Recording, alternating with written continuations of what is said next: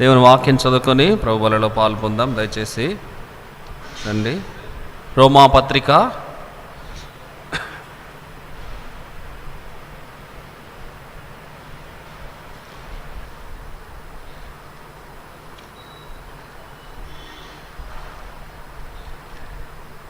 13వ అధ్యాయం 14వ వచనం మొదట అందరం కలిసి చదువుకుందాం. రోమా పత్రిక 13వ అధ్యాయం 14వ వచనం. మెట్టుకు ప్రభువైన యేసుక్రీస్తును ధరించుకొనిన వారై శరీరేచ్ఛలను నెరవేర్చుకొనుటకు శరీరం విషయమై ఆలోచన చేసుకొనకుడి. మొదటి వచనం చదువుదాం. ప్రతి వాడును పై అధికారులకు లోబడి ఉండవలెను, ఏలయనగా దేవుని వలన కలిగినది తప్ప మరి ఏ అధికారమును లేదు, ఉన్న అధికారములు దేవుని వలననే నియమింపబడి ఉన్నవి. ప్రభు సహాయం కొరకు ప్రార్థన చేసుకుందాం.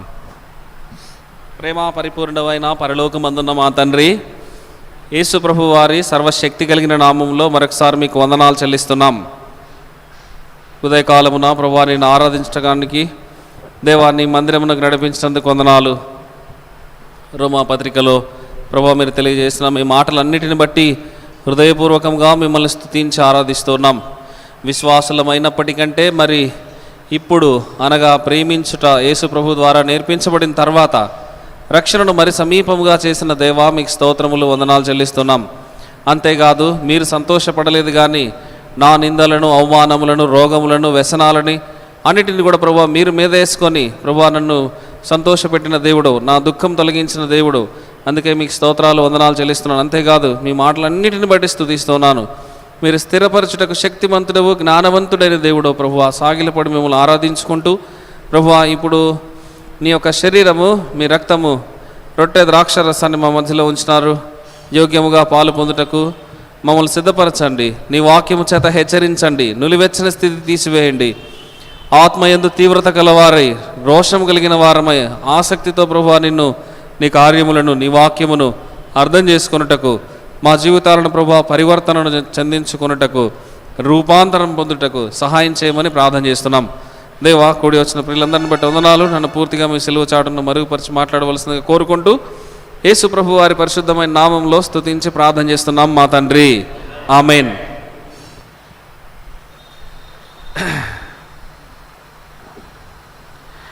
యేసు ప్రభు వారి యొక్క శరీరము, రక్తం, రొట్టె ద్రాక్ష రసం మన మధ్యలో ఉంది. ఇందులో పాలు పొందడానికి దేవుని సన్నిధికి మనం వచ్చినాం. యేసు ప్రభు యొక్క శరీరమే ఈ రొట్టె, ఆయన కార్చిన ప్రశస్త రక్తమే ఈ ద్రాక్షారసం.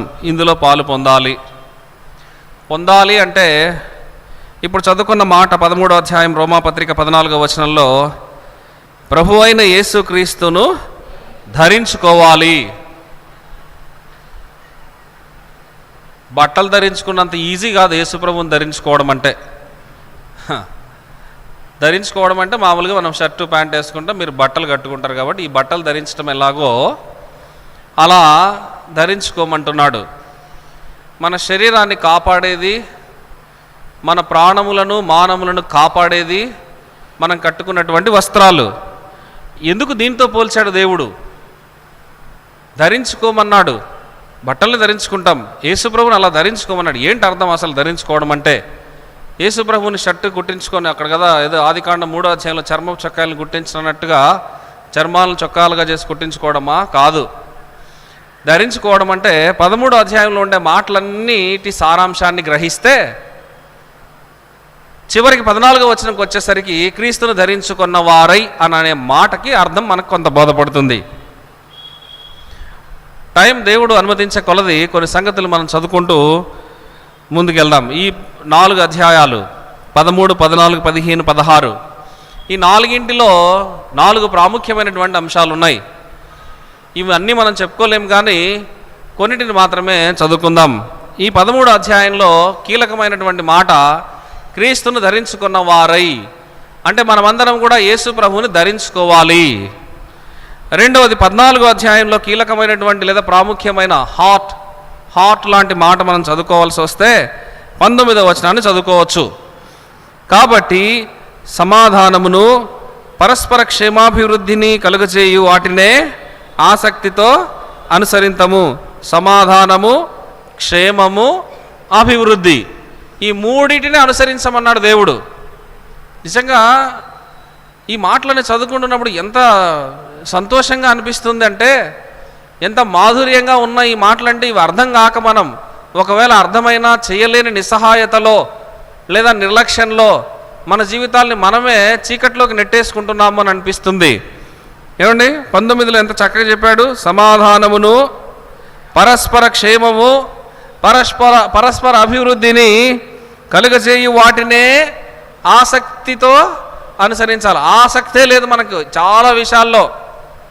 ఆసక్తి రాను రాను పెరగాలి దేవుని విషయాల్లో, రాను రాను తగ్గిపోతుంది. చివరికి ఏ స్థితిలోకి పోతామో మనకు అర్థం కావట్లేదు. సమాధానం, క్షేమం, అభివృద్ధి, వీటిని ఆసక్తితో అనుసరించమన్నాడు. ఇది మూలమైనటువంటి వాక్యం. తర్వాత 15వ అధ్యాయంలో మనం చదువుకుందాం రండి. 7వ వచనం. కాబట్టి క్రీస్తు మిమ్మును చేర్చుకొనిన ప్రకారం దేవునికి మహిమ కలుగునట్లు మీరును ఒకరినొకడు చేర్చుకొనుడి. ఈ చేర్పులే లేవు, చేర్చుకోవడాలే లేవు. అందరినీ ఏమంటారు, జార విడుచుకోవడాలే ఎక్కువ అయిపోయినాయి. చేర్చుకునేది ఎక్కడ కనపడటంలా. ఇంకా చూడండి, సంఖ్య తగ్గిపోతూనే ఉంటుంది కానీ పెరగదు కొన్ని చోట్ల, కొన్ని సందర్భాల్లో. మన జీవితంలో కూడా అంతే. స్నేహితులు కానీ ఆత్మీయులు కానీ చేజార్చుకునే వాళ్ళ సంఖ్య పెరిగిపోతూ ఉంటుంది కానీ చేర్చుకునే వాళ్ళ సంఖ్య తక్కువ. అది చాలా బాధాకరమైనది, విచారించుకోవాల్సింది. ఒక ముక్కలో చెప్పాలంటే, చేర్చుకునే వాళ్ళ సంఖ్య పెరిగినప్పుడు ఇక్కడ ఒక మాట రాశాడు దేవుడు, దేవునికి మహిమ కలుగునట్లు. దేవునికి మహిమ కలుగుతుంది ఎప్పుడు? మనం ఒకరినొకరిని చేర్చుకుంటూ పోతే, ఎక్కడికక్కడ అందరినీ జార విడుచుకుంటూ పోయినామనుకోండి, చివరికి మనల్ని మనమే జారిపోతాం. గుర్తుపెట్టుకోవాలి, మనల్ని మనమే చేజార్చుకునే స్థితికి వెళ్తాం. ఈ జార విడుచుట అనేది చాలా డేంజర్. నువ్వు లేకపోతే నష్టమేం లేదులే, నువ్వు అక్కడ పోతే ఏంటి అనే ఇది సైతాన్ ఆలోచన. ఇది నిక్కచ్చిగా చెప్పొచ్చు, సైతాన్ ఆలోచనే, దేవుడు ఆలోచనలు కాదు. ఏ ఒక్కరిని ఎవరు ఎక్కడ ఎప్పుడు జార విడుచుకునే ప్రయత్నం చేయకూడదు. అలా చేస్తే దేవునికి మహిమ పోతుంది, చివరికి మనల్ని కూడా జార విడుచుకుంటాం. అందుకే ఆ పాట ఉంది చూసారా, నీకు కలిగిన దానిని చేపట్టుము జార విడిచేదము. నీకు కలిగిన దానిని చేపట్టుము జార విడచెదవేమో జాగ్రత్త పడు. జార విడచెదవేమో జాగ్రత్త పడు. జాగ్రత్తగా ఉండాలి. జార విడుచుకునే వాళ్ళ సంఖ్య పెరుగుతూ పోతుంది, చేర్చుకునే వాళ్ళ సంఖ్య లేదు. అందుకే దేవునికి మహిమ రావట్లా.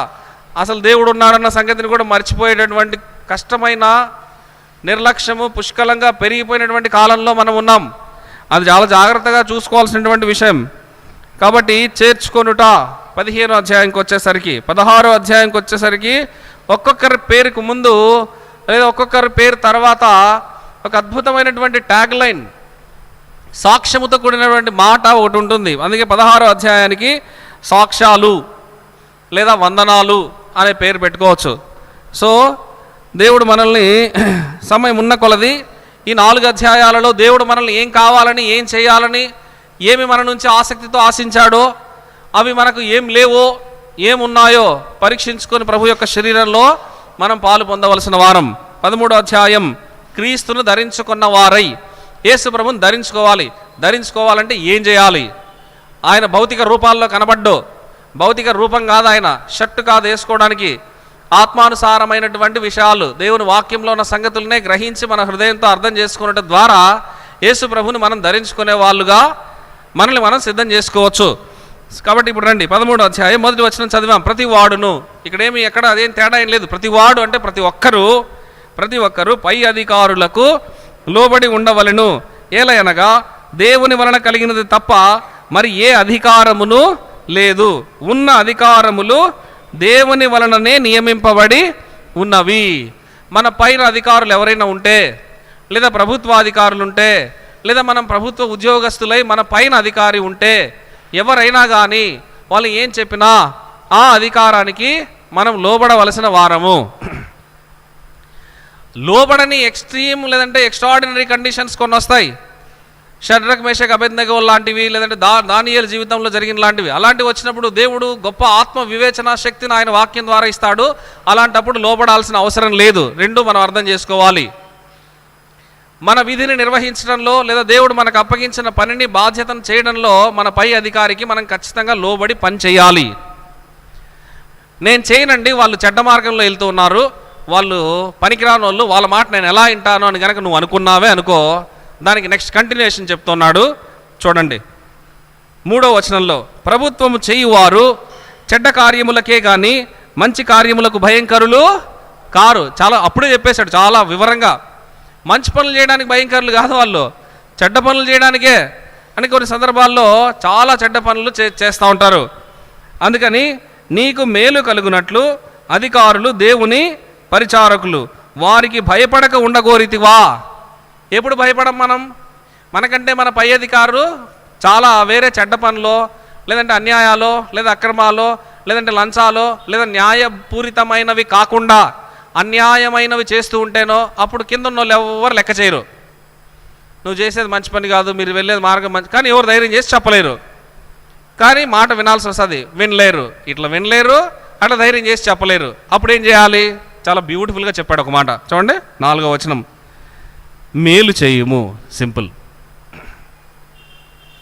నువ్వు మంచి ఆఫీసర్వి, నీ పైన ఉన్నవాడు మంచోడు కాదు, అట్లని తెగేసి చెప్పలేవు. అట్లని ఆయన చెప్పిన బాధ్యతని నిర్వర్తించలేవు. ఏం చేయాలి నువ్వు? చాలామందికి పై అధికారి చెప్పచ్చు, ఒకవేళ నువ్వు లంచం తీసుకో లేదా పరంలో తీసుకొని నాకు తెచ్చివు అని అనొచ్చు. లేకపోతే కన్నా కొన్ని సెటిల్మెంట్స్ చేయడానికి నిన్ను అక్రమమైన మార్గంలో వాడచ్చు, నీకు ఇష్టంలా చేయటం. అట్లనే తిరిగి చెప్పలేవు. ఏం చేయాలి? ఇది చాలా క్లిష్టమైనటువంటి పరిస్థితి. సమస్య చాలా కష్టం. ఇది ప్రభుత్వ ఉద్యోగాలు చేసే వాళ్ళకి కొంచెం పవర్ ఉండి సమాజంలో మనుషుల మధ్య తిరగాల్సి వచ్చినప్పుడు, లేదా మనుషులకు సంబంధించినవి చేయాల్సి వచ్చినప్పుడు, లేదా కీలకమైనవి పెద్దవి వాటిని సెటిల్ చేయాల్సిన క్రమంలో చాలా క్లిష్టమైనటువంటి పరిస్థితి, మానసికమైన ఘర్షణ. కొంతమంది పాపం చేయలేక నానా కష్టాలన్నీ పడటం, ఇంకొంతమంది అవన్నీ బయటపడలేక చచ్చిపోవడం కూడా జరుగుతుంది. ఈ ప్రెషర్, ఈ టెన్షన్ అంతా తట్టుకోలేక. అందుకే బైబిల్లో వాక్యం చాలా బాగా చదువుకోవాలి. చదువుకుంటే ఏ స్థాయి వాళ్ళకైనా, ఏ ఉద్యోగం చేసే వాళ్ళకైనా, అసలు ఇంట్లో ఉండే స్త్రీలకైనా, పిల్లలకైనా, చదువుకునే వారికైనా, పని చేసే వాళ్ళైనా, పొలం పనైనా, ఏ రంగంలో పనిచేసే వారికైనా దేవుని వాక్యం చాలా స్పష్టంగా ప్రతి తరగతి వారికి, ప్రతి రంగంలో పనిచేసే వారికి అందరికీ సరిపడిన దేవుని వాక్యం చాలా పుష్కలంగా వాక్యంలో దేవుడు రాయించి పెట్టాడు. వీటిని మనం చదువుకొని అర్థం చేసుకుంటే మనం చాలా స్పష్టంగా చేయొచ్చు. అందుకే క్రీస్తును ధరించుకోవడం అంటే అంత సులభం కాదు. నీకు నచ్చనిది చేయమంటారు, నువ్వు చేయకూడదు. అట్లని ఎదిరించకూడదు, ఎదిరించలేవు. ఎదిరిస్తే ఏమవుతాయో, నెక్స్ట్ బెదిరింపులు ఎలా ఉంటాయో నీకు తెలుసు. ఇలాంటి పరిస్థితుల్లో ఏం చేయాలి? ఆ దేవుడు ఏమో అంటాడు, నువ్వు నన్ను ధరించుకో అని. నేను అంటే నాలాగా నువ్వు ఉండు అని అంటాడు ఆయన. నీలాగా నేను ఉండాలంటే స్వామి నీకు అన్నీ ఉన్నాయి, నాకేం లేవు కదా అని అంటాం మనం. నీ మాటకు ఎంత శక్తి ఉంది, ఏమైనా జరిగించగలవు. మా మాట చెప్పామనుకోండి, జరగలేదనుకోండి, చెప్పాడు రీడు అని చెప్పి మనల్ని ఎగతాళి చేస్తారు. మరి ఏం చేయాలి? చెప్పినంత సులభం కాదు కదా. అందుకని ఒకటే మాట చెప్పాడు, మీరు మేలు చేయండి, అప్పుడు వారి చేత మెప్పు పొందదు. ఎవరైతే నిన్ను తక్కువ చేశారో, లేదా విమర్శించారో, లేదా బాధించినారో, లేదా అక్రమమైన మార్గాల్లో వెళ్ళాలని ప్రోత్సహించారో వాళ్ళు సిగ్గుపడి, నువ్వే మంచి చేశారు బాబు, నువ్వు మేలు చేశావు. కాబట్టి ఆ మేలు ఏం చేస్తుందంటే మనల్ని గుర్తించి మెప్పు కలగజేస్తుంది. కాబట్టి మొదట లోబడి ఉండాలి. రెండవది, లోబడి ఉండలేక, ఎదిరించలేక, చెప్పలేక నానా కష్టాలు పడుతున్న పరిస్థితి కనుక ఉంటే నీ చేతనైనంత నువ్వు మేలు చెయ్యాలి. తర్వాత మూడవది, ఇదే 13వ అధ్యాయం 7వ వచనం, ఇందుకే కదా కాబట్టి ఎవనికి పన్ను, ఇందుకే కదా మీరు పన్ను కూడా చెల్లించున్నారు.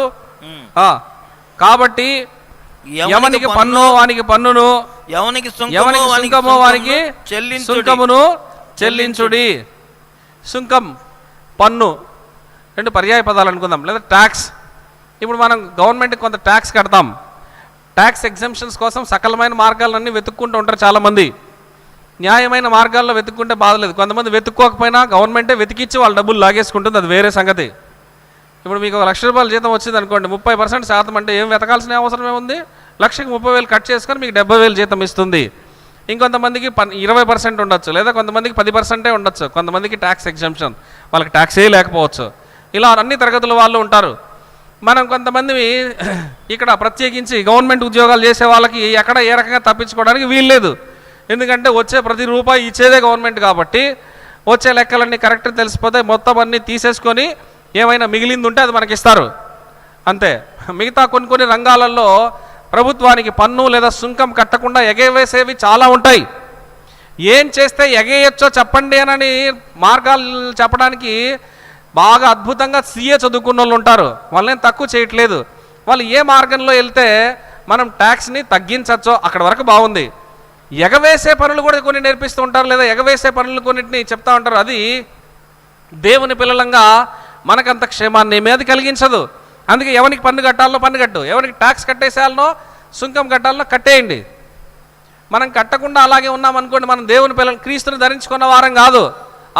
మేము కట్టకపోయినా పర్లేదండి, ఏం కాదు, అట్లేం చెప్పలేదు దేవుడు. నువ్వు క్రీస్తుని ధరించుకున్న వాడవైతే పన్ను లేదా సుంకం చెల్లించండి. నెక్స్ట్, కొంతమంది ఏం చేస్తారంటే చాలా కష్టాలు వచ్చేసినాయి బ్రదరు, వ్యాపారం దెబ్బతినింది, ఉద్యోగంలో వచ్చే డబ్బులు కూడా సరిపోవడం లేదు, అందుకని అప్పులు చేశానండి. అప్పులు చేసిన తర్వాత ఇంకా అప్పు మీద అప్పు పెరిగి పెద్దదైందే కానీ నేను చేసే పని సక్సెస్ కాకపోవడం వల్ల ఏమైందంటే నాకు మొత్తం జీవితంలో అప్పులే మిగిలినాయి. అప్పుడు నన్ను ఏం చేయమంటావు అంటే, యేసు ప్రభు పెద్దవాడు కాబట్టి ఆయన క్షమించచ్చునేమో, కానీ నువ్వు తీసుకున్న వాళ్ళు మాత్రం నిన్ను ఎవరన్నా అప్పు ఇచ్చిన వాళ్ళు, ఎవరన్నా అప్పు తీసుకున్న వాళ్ళు క్షమిస్తారా? ఏం చేస్తారు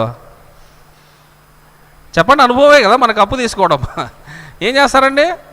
ఇస్తావా అంతే, లేకపోతే ఏదైనా తీసుకెళ్ళనా, లేదంటే మీ పేపర్లు ఇవ్వండి, లేదంటే మీ గోల్డ్ ఇవ్వండి, లేకపోతే కన్నా మీ పొలాలు ఇవ్వండి కదా, వాళ్ళ దగ్గర నుంచి లాగేసుకోవడం.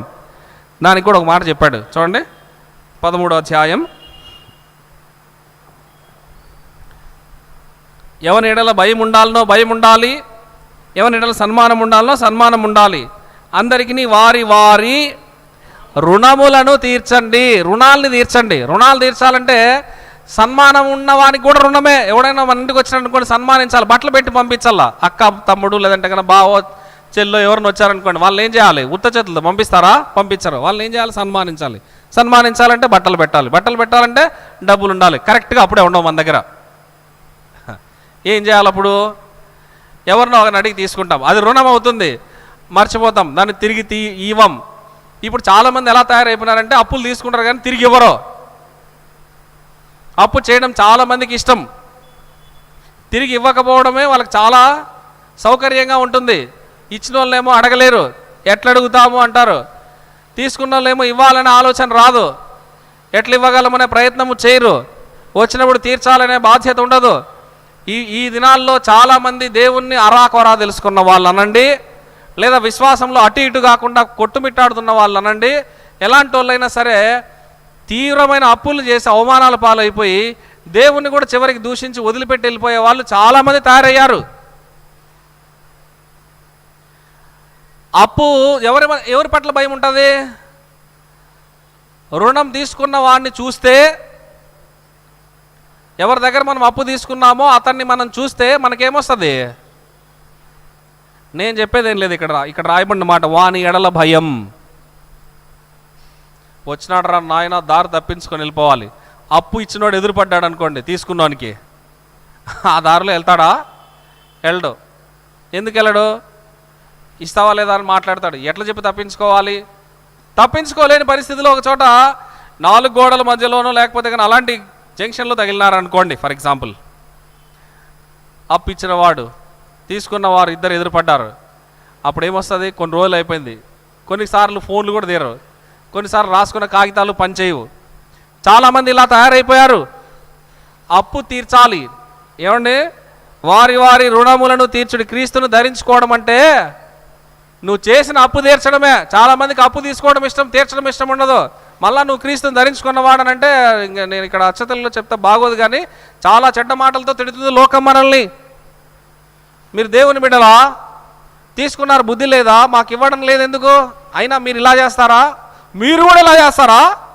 మీరు ఇలా చేయరని కదా మీకు నమ్మించాం.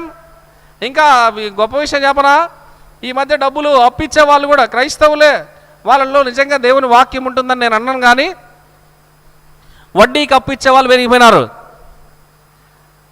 మీరు దేవుని నమ్ముకున్నారు కదా, వడ్డీకి ఇవ్వకూడదు కదా డబ్బులు అని అంటే, పర్లేదు మామూలుగా బ్యాంకులో వేసినా కూడా డబ్బులు వస్తాయి కదా, ఏదో కాస్త ఆ వడ్డీ ఏదో మేమే ఇచ్చేస్తాం లేదని చెప్పి వడ్డీ ఇవ్వరు, తీసుకున్న డబ్బులు ఇవ్వరు. నేను చిన్నవాడిని అయినా 1, 2, 3 సమస్యల్లో అట్లాంటి వాటిల్లో బాధపడుతూ ఉన్నా, తీసుకొని కాదు ఇస్తే బాధ లేదు, మరి ఇప్పించి ఇది ఇంకా పెద్ద బాధ. పూటపడిన వాడు మూర్ఖుడు అన్నట్టుగా ఇప్పుడు నేను మీకు మూర్ఖుడు వాక్యం చెప్తున్నాను మీకు. మనం చాలా గొప్ప హృదయం ఉంటుంది మనకు, ఇచ్చేస్తారులే బ్రదర్ ఇచ్చేయండి రండి, ఇవ్వరు, మన ఇల్లు కూడా పీక్కోపోతారు. ఇంకా నేను వీటిలో నుంచి బయటపడలా, దేవుడు బయట పడేస్తాడని అనుకుంటున్నా. పడేయకపోయినా ఇంకా తీర్చేదానికి సిద్ధపడిపోయినాం. ఏం చేస్తాం? ఎంత బాధాకరమైన విషయాలంటే ఇవి. క్రీస్తును ధరించుకున్న గొర్రెబొచ్చేసుకున్న తోడేళ్ళు, గొర్రెబొచ్చుతో వచ్చే తోడేళ్ళు చాలామంది మనలో ఉంటారు. వాళ్ళు ఎవరో తెలుసా? నీ దగ్గర అప్పు తీసుకుంటారు, తీర్చరు. అప్పు ఇంకా మీ వేరే వాళ్ళ దగ్గర కూడా ఇప్పించండి అని చెప్పి అందరి దగ్గర లాగి తీసేసుకుంటారు, తిరిగి ఇవ్వరు. వీళ్ళు క్రీస్తును ధరించుకున్న వాళ్ళు కాదు. వీళ్ళు ఇవ్వండి, తిరిగి ఇస్తే తీసుకోండి, ఇవ్వకపోతే మనం వాళ్ళని ఏం చేయలేం. వాళ్ళని దేవుడే వాళ్ళని ఏమైనా చేయాలి. క్రీస్తును ధరించుకోవడం అంటే సింపుల్, తీసుకున్న అప్పు తిరిగి ఇచ్చేయడం. ఇవాళ్లే ప్రయత్నం చెయ్యి. నీకు చాలామంది అంటారు అప్పు ఉంటే నిద్ర పట్టదురా. కొంతమందికి అప్పు చేయకపోతే నిద్ర పట్టదు. రోజు కొత్త ఎవరినో ఒకరి దగ్గర అప్పు చేయాలి, తెచ్చుకోవాలి. ఏం చేయాలి? ఒక ఆయన అన్నాడు, ఇచ్చావులే కానీ డబ్బులు, నువ్వు ఇచ్చిన డబ్బులు ఏమంటారు అప్పు వల్ల నేను ఇంకా అప్పులు పాలయ్యాను, కానీ ఇప్పుడు నన్ను 2 సంవత్సరాల వరకు కదిలించొద్దు అన్నాడు. అంటే మేము అప్పు ఇచ్చి నేరం చేసినట్టు, డబ్బులు ఇచ్చి నేరం చేసినట్టుగా. మీరు ఇచ్చిన డబ్బులు దేనికి పనికిరాలేదు, ఇంకా 4-5 అప్పులు అయినాయి, అందుకని మీరు మమ్మల్ని ఇప్పుడల్లా డబ్బులు అడగండి. ఇలాంటి వాళ్ళని ఏమనాలి? వీళ్ళు ఎవరో కాదు, బయట వాళ్ళ గురించి నేను చెప్పట్లేదు. ఇంట్లో వాడేరా పెట్టేది కంట్లో పుల్ల అన్నట్టు మన ఇంట్లో వాళ్ళే, మన హెబ్రోను సంఘాలలో ఉండే వాళ్ళే. బయట వాళ్ళ గురించి మనకు అనవసరం. ఇలాంటి వాళ్ళు ఎక్కువైపోతే సంఘాలలో దేవుని ప్రేమను తెలియజేసే వాళ్ళు ఎవరో, దేవుని ప్రేమను చూపించే వాళ్ళు ఎవరో, ఇలాంటి వాళ్ళు కొట్లాడుతూ ఉంటే కొత్త వాళ్ళు ఎందుకు వస్తారు? వచ్చిన వాళ్ళు ఎందుకు స్థిరపడతారు?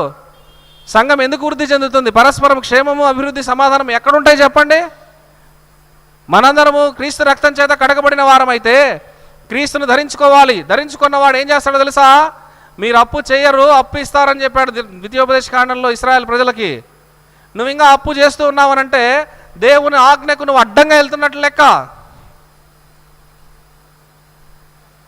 చాలామందికి ఈ దినాల్లో భయం లేదు. బ్యాంకులు బాగా పట్టుకుంటాయి ఎవరిని? కొంత డబ్బులు నువ్వు సంపాదించి నీ అకౌంట్లో పడితే వాళ్ళు పిలిచి అప్పు ఇస్తామంటారు. పిలిచి పీక్ కూడా పిసికేస్తారు వాళ్ళు కట్టకపోతే. అది వేరే సంగతి. నన్ను కూడా బాగా బాధించేవాళ్ళు. నేను కోపం వచ్చి ఒకసారి, ఏమండి నాకు అప్పు అవసరం లేదు కానీ మీ దగ్గర డబ్బులు ఎక్కువ ఉంటే ఇచ్చేయండి, తిరిగి మాత్రం కట్టను, అడగండి అన్నాను. మీకు అర్థమైందా అండి? మీ దగ్గర అన్ని ఎక్కువ ఉంటే ఇవ్వండి, నేను తిరిగి కట్టలేనండి, మళ్ళీ నన్ను అడగండి. అప్పటి నుంచి వాళ్ళ ఫోన్లు చేయడం మానేస్తారు. ఇది చాలా ఇష్టం. బ్యాంక్ అప్పులు చేసుకోవడం, లేదంటే చేయబదులు అప్పులు చేయడం, ఇవన్నీ చేసి కుప్పలు పెట్టుకొని తీర్చలేక, అవమానం భరించలేక చాలామంది ఎక్కడో వెళ్ళిపోవడమో, లేదంటే చచ్చిపోవడమో, లేకపోతే ఎవరికీ కనబడకుండా ఎక్కడో అజ్ఞాతంలోకి పోయే వాళ్ళు చాలామంది అయిపోయారు. ఏమంటే దేవుడు మనకి అప్పులు చేయమనలేదు, అప్పులు మనకు అవసరం లేదు. ఇది దేవుడు ఇష్టపడేటటువంటి పని కాదు. అందుకే ఎవరికైనా రుణములు ఉంటే అప్పు తీసేయండి. నేను కూడా యథార్థంగా చెప్పాలి కదా, లేదంటే దేవుడు నన్ను తంతాడు. నేను ఇల్లు కోసం ఒక అప్పు పెట్టా, అది ఎప్పుడు తీరిపోతుందా? ఉద్యోగం దేవుడు ఇచ్చినాడు కాబట్టి ఇది తీర్చుకోవడానికి అన్నట్టుగా దానికోసం అది నడుస్తూ ఉంది. ఇది తీరిపోతే చాలా సంతోషం అనిపిస్తుంది. ఎందుకంటే ఇన్ని చెప్తూ ఉన్నావు, నువ్వు అప్పు పెట్టలేదా, నువ్వు అప్పు పెట్టే కదా బ్యాంకులో నెట్ ఇల్లు కొనుక్కున్నావు అని మీరు అన్నారనుకోండి, నేను అవమానించబడతా. అందుకే నేనే ముందు చెప్తున్నా ప్రభు ప్రేమను బట్టి ఈ అప్పు కూడా దేవుడు తీర్చేసేదానికి కృపనిస్తే తప్పకుండా దాన్ని తీర్చేస్తాం. అయితే ఆ బాధ్యత లేకుండా తయారయ్యే వాళ్ళు ఎక్కువయ్యారు. తీర్చరు, తీసుకుంటూనే ఉంటారు. తీసుకొని బాధించే వాళ్ళ సంఖ్య పెరిగిపోయింది. అప్పు తీర్చాలి, ఇది చాలా మంది బాధపడుతున్నటువంటి విషయం. ఇవాళ సంబంధాలన్నీ ఎక్కడ తెగిపోతాయి, సంబంధాలన్నీ ఎక్కడ చెడిపోతున్నాయి, ఎక్కడ కుటుంబాలు బంధుత్వాలన్నీ సర్వనాశనం అవుతున్నాయంటే ఇదిగో ఈ డబ్బులు లేదా అప్పులు, వీటి వల్లనే మనం అన్నీ పాడవుతున్నాయి. అవి ఎక్కడికక్కడ ఎవరికి వాళ్ళు కన్స్ట్రక్ట్ చేసుకుంటూ మొదలెడితే మళ్ళీ పరస్పర క్షేమాభివృద్ధి, సమాధానం, నెమ్మది, విస్తరణ ఇవన్నీ జరుగుతూ వస్తాయి. ఇది జరగకుండా జరగదండి. పూర్వదినాల్లో చాలా మర్యాదగా అప్పు తీసుకుంటే అంతే సంతోషంతో తిరిగి ఇచ్చేవాళ్ళు. నన్ను అడిగినప్పుడు కూడా ఎవరికన్నా చిన్న అవి ఒక మాట చెప్తాను, మీరు నాకు ఇవ్వడం సంతోషం, మీరు తీసుకోవడము సంతోషమే. నాకు మీకే కాదు, ఎప్పుడైనా ఎవరికైనా మనం ఏదైనా ఇస్తే సంతోషంగా ఎలా తీసుకుంటున్నామో రెట్టించిన సంతోషంతో తిరిగి ఇవ్వాలి. అలాగే మీరు తీసుకొని వచ్చి ఇస్తే అప్పుడు బాగుంటుంది. అంతేగాని తీసుకున్న తర్వాత మీరు ఇమ్మని జలగ కదా ఇమ్ము అని కూతుర్లు ఉన్నట్టుగా ఫోన్లు చేసి ఇవ్వండి అని ప్రాణం తీసేసుకొని తోడేసుకొని ఇచ్చేదాకా వాళ్ళు ఇంకా తిప్పలు పడి తెచ్చిచ్చే పరిస్థితుల్ని కలుగజేసుకోకూడదు. ఇవన్నీ అందరి జీవితాల్లో చాలా సహజంగా జరిగే విషయాలు. అందుకే మీకు కలిగి ఉన్న వాటితో తృప్తిగా ఉండండి. తృప్తి లేని బతుకులు, అందుకే అప్పులు, అందుకే ఆత్మహత్యలు, అందుకే కష్టాలు, అందుకే అవమానాలు, అందుకే అందరితో ఆత్మీయ బంధాలు తెగిపోవటాలు. ఇవన్నీ ఊరికే జరగవండి. ఇలా అయిపోతున్నాయంటే కారణం చూడండి, డబ్బులే. అది వివిధ రూపాల్లో ఉంటుంది. అది అప్పుల రూపంలో చాలా ఎక్కువగా ఉంటుంది. అవి ఉంటే తీర్చేయడం మంచిది, తీసుకోకపోవడం మరీ మంచిది. ఉంటే ఇవ్వండి, తిరిగి ఆశిస్తారని మాత్రం ఎక్స్పెక్ట్ చేయకండి. ఎందుకంటే ఇప్పుడున్న రోజులు అలాగే ఉన్నాయి. ఇచ్చారా తిరిగి రావని పెద్ద మనసుతో ఇచ్చేస్తే మరీ మంచిది, గొడవ లేదు, ప్రభువు మనకు సహాయం చేస్తాడు. నెక్స్ట్ ముందుకు వెళ్ళిపోదాం రండి. 8వ వచనం 13:8 విషయంలో తప్ప ఒకరినొకడు ప్రేమించుట విషయంలో తప్ప మరి ఏమియు ఎవనికి అచ్చి ఉండవద్దు. ఒకరినొకడు ప్రేమించుట, క్రీస్తును ధరించుకోవడం అంటే ఒకరినొకడు ప్రేమించడం. భలే చెప్పారు ఇందాక, అప్పులు ఇవ్వద్దన్నా. మనం ప్రేమించే మనుషులకు మనం అప్పు ఇవ్వకేమిస్తామనండి. ప్రేమించే మనుషులకి అప్పు ఇవ్వకూడదు. ప్రేమించే మనుషులకి అప్పు ఇవ్వకూడదు. వాళ్ళకి ఏం చేయాలి? ఫ్రీగా ఇచ్చేయాలి, అంతే, ఆశించకుండా ఇచ్చేయాలి. ప్రేమ స్వప్రయోజనమును, నేను నీకు ఇచ్చాననుకో మళ్ళీ నువ్వు నాకు తిరిగి ఇస్తావు అంటే అది స్వార్థం అవుతుంది. అర్థం, అంటే తన సొంత, అర్థం అంటే డబ్బు, తన డబ్బు. ఇది విచారించుకోదంటే ఇది నా డబ్బు అని విచారించుకొని వాడు ఇతరులకు ఇచ్చేస్తాడు. అది ప్రేమ. అలా ప్రేమించాలి. అందుకే సత్యం తెలిసిన వాళ్ళే వస్తాయి జోబులకి. ఈ నింపుకునే వాళ్ళు చాలామంది ఎక్కువ. నింపినవి పొర్లి పారవు, వెళ్ళిపోతూ ఉండాలి. అవి రావాలి పోవాలి అంతే. ఒకచోట స్ట్రక్ అయినా అనుకోండి చాలా సమస్యలు. ఇప్పుడు అవే మనకు వచ్చిన సమస్యలన్నీ ఇక్కడే. రావాలి పోవాలి. ఏమన్నా ఉందా? ఏం లేదు. ఏం మిగలకూడదు కూడా. మిగిలిందా మనం మిగలకుండా పోతాం, ఎందుకంటే దానికోసం కొట్టుకొని. ఇప్పుడు ఈ సమస్యలకు అన్నిటికీ కారణం అది అయిపోయింది. కాబట్టి ప్రేమ ఎక్కువ ప్రవహించింది అనుకోండి, ఇలాంటి కాగితాలు ఎక్కువ మన మీద ఆధిపత్యం చెలాయించలేవు. దేవుని ప్రేమ ప్రవహిస్తుంది. దాని విషయంలో చాలా జాగ్రత్తగా ఉండాలి. ఒకరినొకడు ప్రేమించిన విషయంలో తప్ప ఎవరికి ఏమీ అచ్చి అంటే అప్పు. ప్రేమ అనుకో స్వప్రయోజనం విచారించుకోండి. ఇదిగో నా దగ్గర ఉంది, నీకు ఇచ్చేస్తున్నా, అయిపోయింది. మనం చిన్నవి ప్రేమతో చేయగలం, పెద్దవి చేయలేం. చాలా పెద్దవి చేయలేం, మన వల్ల కాదు. 1000, 500, 10 ఏమంటారు 2-3 వేలు, 5,000 లోపలికి ఇక్కడైతే చాలా ఇష్టంగా ప్రేమతో చేయగలుగుతాం. పెద్ద లెక్కలు ఇంత పెద్దవి చేయమంటే మనం ఎవరం చేయలేం, మన వల్ల అవదు. దాన్ని మించి చేసే ప్రేమలో ఎదిగిన వాళ్ళు ఉంటే చాలా సంతోషం.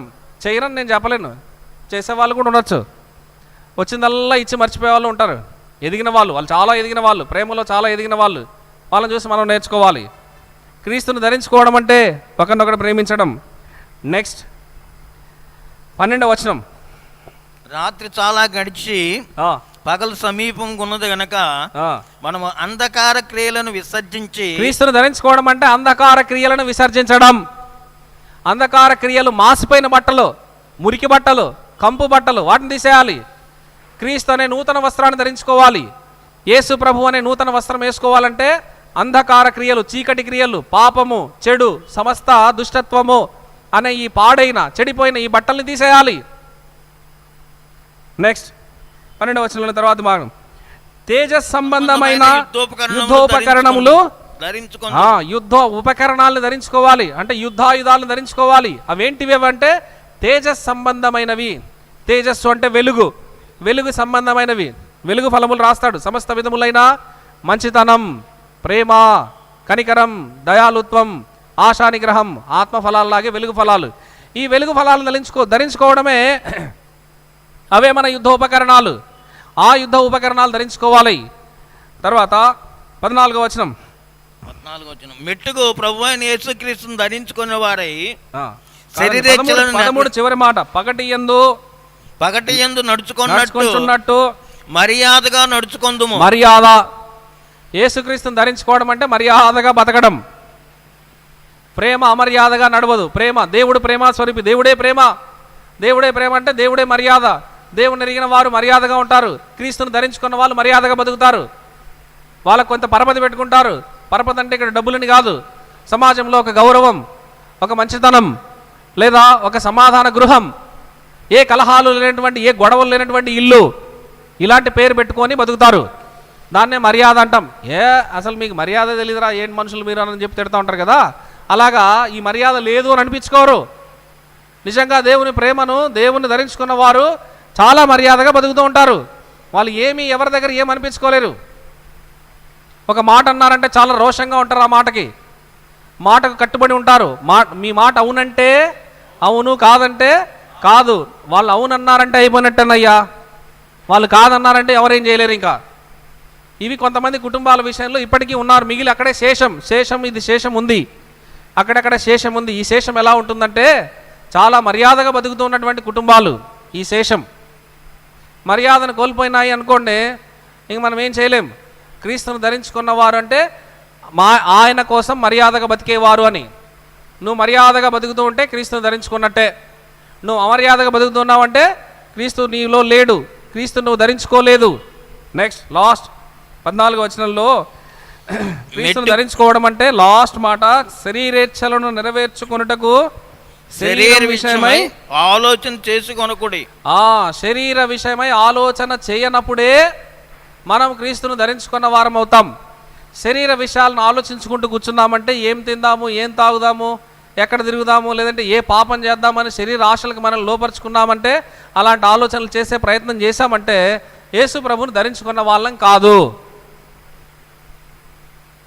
ఇది క్రీస్తును ధరించుకున్న వారు అంటే.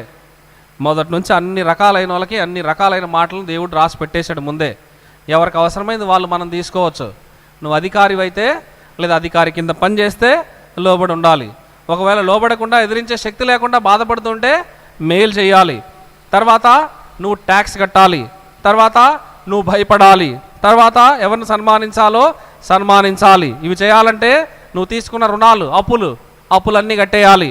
తర్వాత ఒకరినొకడు ప్రేమించాలి. ఆ తర్వాత అంధకార క్రియలను విసర్జించాలి.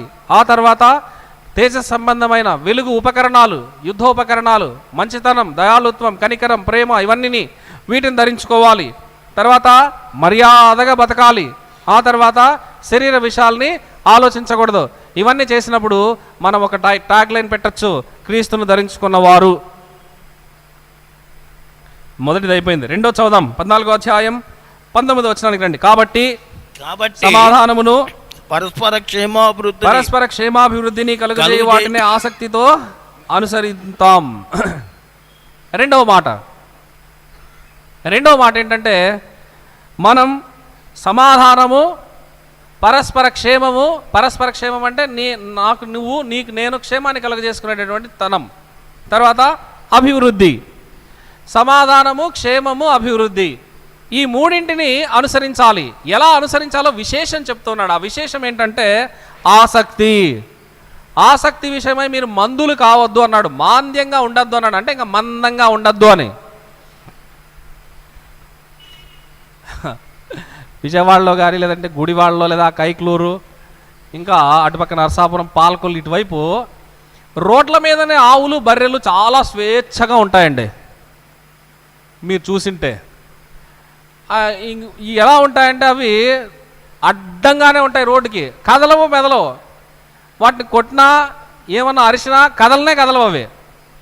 ఎంత స్వేచ్ఛగా ఉంటాయంటే అంత స్వేచ్ఛగా ఏమంటే స్వైర విహారం చేస్తూ ఉంటాయి.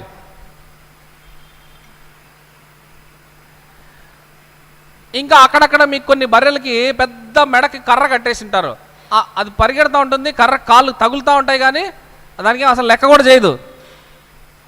అట్లాంటి బర్రెల మీద లేదంటే ఆవుల మీద వస్తాడు ఒకటి కర్ర తీసుకొని, పెద్దది వచ్చి బలంగా నీళ్ళకి ఒక పెద్ద దెబ్బ వేస్తే కానీ అప్పుడు కదలదు.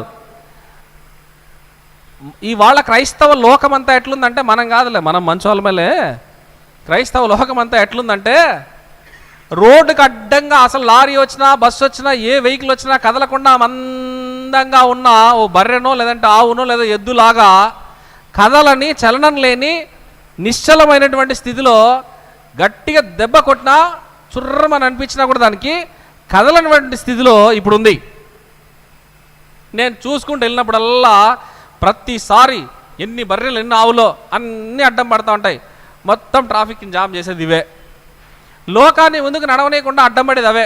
క్రైస్తవ లోకాన్ని ముందుకు అడ్డం పడనీయకుండా సాగేది ఏంటో తెలుసా? క్రైస్తవ విశ్వాసుల మాంద్యమే, మందమే. ఈ మందమైనటువంటి స్థితి ఆత్మీయతలో దేవుని యొక్క సంఘాన్ని ముందుకు తీసుకెళ్ళదు, అడ్డం పడతా ఉంటాయి వాటిలాగా.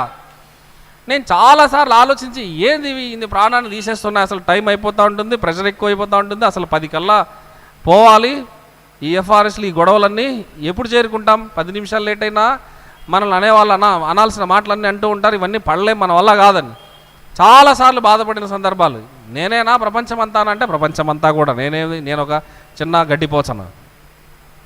చూడండి, క్రైస్తవ లోకాన్ని మాంద్యం, ఆసక్తి లేదు, మందం ఎక్కువైపోయింది. ఇప్పుడు పౌలు తిమోతికి రాస్తా అన్నాడు, వాత వేయబడిన మనస్సాక్షి, అక్కడ మందంగా ఉంటుంది చర్మం, స్పర్శ ఉండదు. స్పర్శ లేని స్థితిని మందం అంటాం. ఆ మందంగా ఉంటే ఆసక్తికి అడ్రస్ ఉండదు. మనకు ఉండాల్సింది ఆసక్తి, ఆసక్తితో అనుసరించాలి. ఏమనుసరించాలి? సమాధానాన్ని ఆసక్తితో అనుసరించాలి, క్షేమాన్ని ఆసక్తితో అనుసరించాలి, పరస్పర అభివృద్ధిని ఆసక్తితో అనుసరించాలి. ఈ మూల వాక్యం. అప్పుడైతే అలా చేసినప్పుడు ఏం జరుగుతుంది? ఈ అధ్యాయంలో కొన్ని సంగతులు చెప్పాడు. స్పీడ్గా చదువుకుంటూ వెళ్దాం రండి. 14వ అధ్యాయం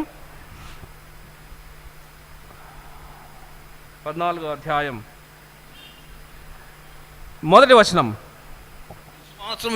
విశ్వాసం విషయమై బలహీనుడైన వానిని చేర్చుకొనుడి, అయినను సంశయములను తీర్చుటకు వాదములను పెట్టుకొనవద్దు. కరెక్ట్గా ఇదే జరుగుతుంది ఇప్పుడు ఇక్కడే కాదు ఎక్కడైనా. ఏమండి? విశ్వాసము విషయమై బలహీనుడైన వానిని, విశ్వాసంలో నువ్వు కొంచెం బలవంతుడివి, నీ పక్కనున్న వాళ్ళు కొంచెం బలహీనులు, బలహీనులైన వాళ్ళని చేర్చుకునే వాళ్ళు లేరు, బలహీనులైన వారిని విశ్వాసంలో చేర్చే వాళ్ళు లేరు, చేర్చుకునే వాళ్ళు లేరు. చేర్చుకోకపోగా వాళ్ళని తక్కువ చేసి వాళ్ళ అవిశ్వాసాన్ని అనండి, లేదంటే వాళ్ళ అల్ప విశ్వాసం అన్నా అనండి, లేకపోతే వాళ్ళ తక్కువ విశ్వాసాన్ని హేళన చేసి తక్కువ చేసి మాట్లాడి అవమానించి పోగొట్టుకునేటట్లే ఉన్నాం తప్ప చేర్చుకోవట్లేదు. నీకంటే స్పిరిచువల్గా ఒక స్టెప్ తక్కువ ఉన్నారు, అయినా యేసుప్రభు రక్తంలో కడగబడ్డారు కదా, దేవుని బిడ్డలే కదా, చేర్చుకో. ఏమవుతుంది? నువ్వు నాకంటే తక్కువ, నీకేమీ రాదు, నీకేం తెలీదు, నీకు ఇది కూడా తెలీదా, అయినా నువ్వు నాతో ఈ మాటలు ఎక్కువ. చేర్చుకోవాలి. తమ్ముడు లేదా అన్న, వాళ్ళు ఒక్కొక్కరు ఒక ఎవరెస్ట్ శిఖరం లాంటి వాళ్ళు, హెబ్రోన్ పెద్దలు అనబడే వాళ్ళు. భక్త సింగ్ అంకుల్ తర్వాత నిలబడిన పెద్దలైన వాళ్ళు ఒక్కొక్కరు ఒక్కొక్క ఎవరెస్ట్ శిఖరం లాంటి వాళ్ళు. వాళ్ళ ప్రేమ, వాళ్ళ సమర్పణ, వాళ్ళ యొక్క త్యాగం, వాళ్ళు చేర్చుకోవడం ఆ మాటల్లో వర్ణించలేం. నేను చిన్న పిల్లకాకి, నాకేం తెలుసు, పెద్ద పెద్దలు చెప్పంగా విన్నవి. ఎప్పుడు ఎదుగుతాం మనం ఆ స్థాయికి? ఎప్పుడు వస్తాం? ఎప్పుడు రావాలి? చాలా తీవ్రంగా ఆలోచించాల్సిన విషయం. చేర్చుకోవడం, బలహీనులు చేర్చుకోవాలండి, బలవంతుల్ని కాదు.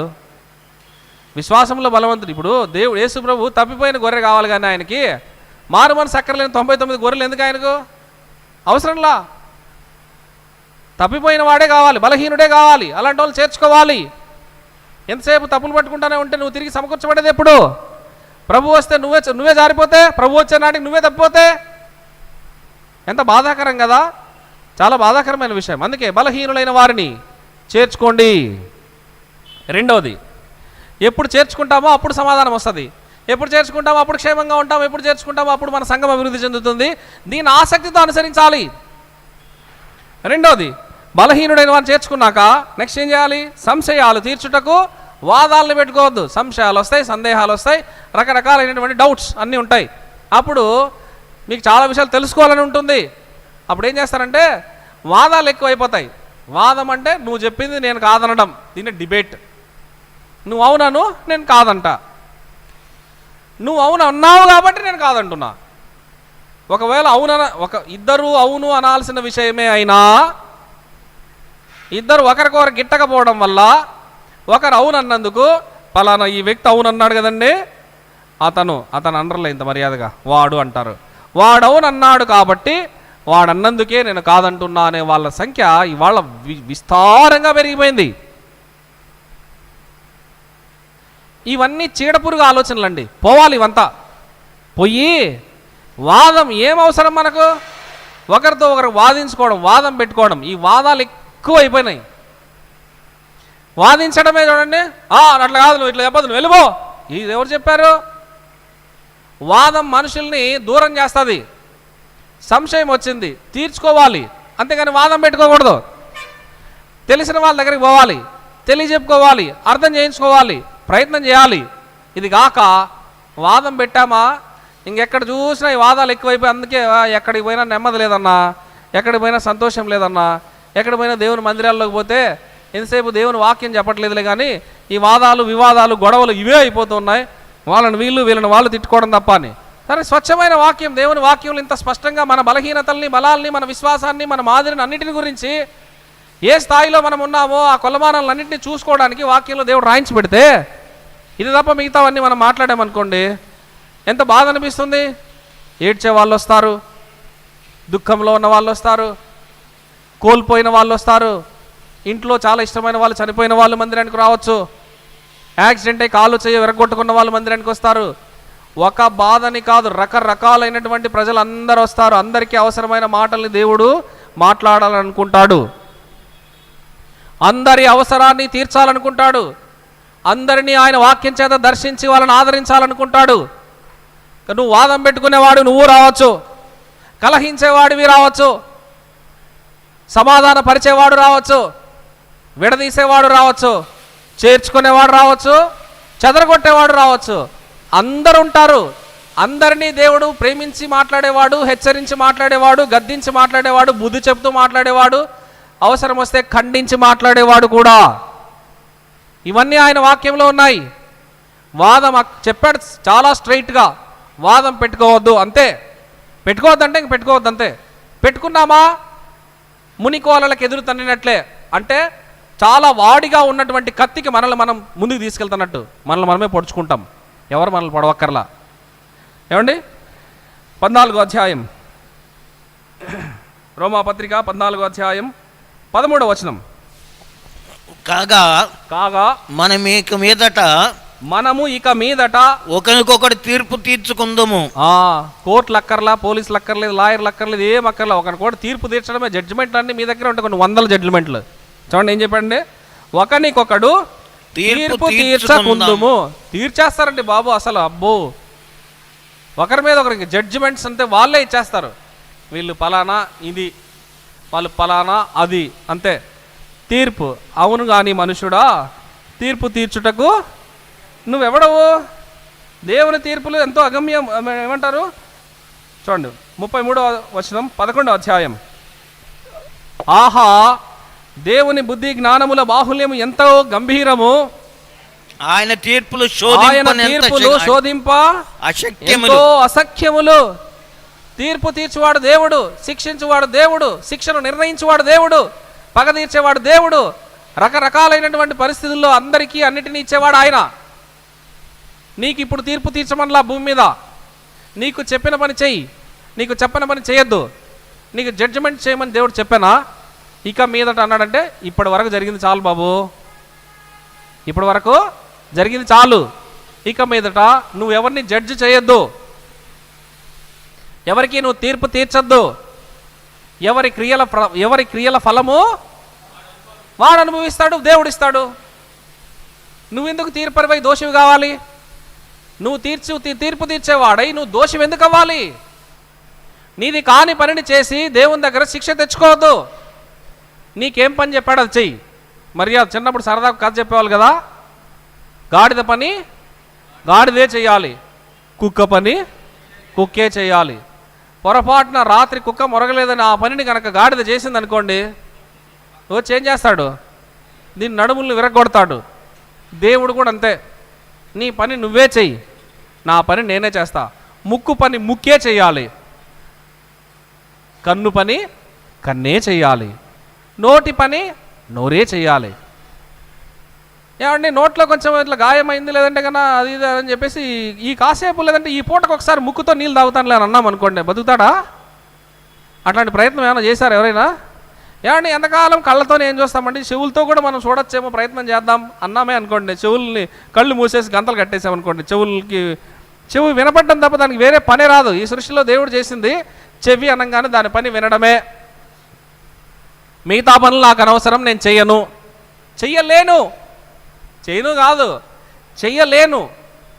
సింపుల్.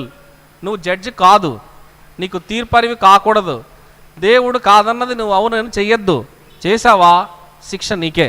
కాబట్టి ఇక మీదట మనం ఒకరికొకడు తీర్పు తీర్చుకోకుండా ఉందాం.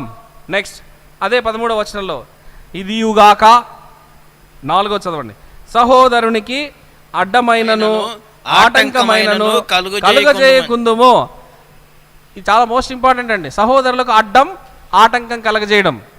ఇప్పుడు అందరు అడ్డం పట్టమే, అందరు ఆటంకం కలగజేసుకోవడం, కలిసి చేయడం లేదు. ఎవరికి వాళ్ళు అడ్డం అయిపోతున్నారు.